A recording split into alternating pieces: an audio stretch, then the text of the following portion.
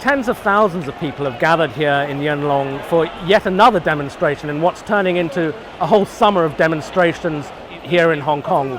This one is particularly worrying for the authorities here because it's an illegal demonstration. They haven't got a permit, and yet tens of thousands of people have assembled here.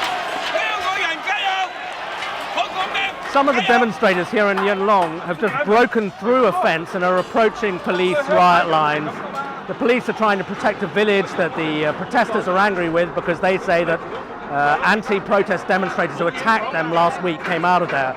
But generally the whole situation is very tense, and in the context of what's been going on here for 2 months in Hong Kong shows how, from the authorities' point of view, the situation is deteriorating. They'd been hoping that after a couple of months these demonstrations would peter out. That was essentially what happened in 2014 with the Occupy movement. But instead, they seem to be intensifying, to be getting more tense and potentially more violent. Plus, the actual demands of the demonstrators are escalating. We wish to urge the US, the Washington, to pass the Hong Kong Human Rights and Democratic Act to put force on the Hong Kong government that to let us to have universal suffrage. Here in the metro station, where the demonstrators have been pouring out for a couple of hours now, you could hear chants of "Free Hong Kong, time of revolution." And that's the kind of chant that will send a chill down the spines of the authorities in Beijing.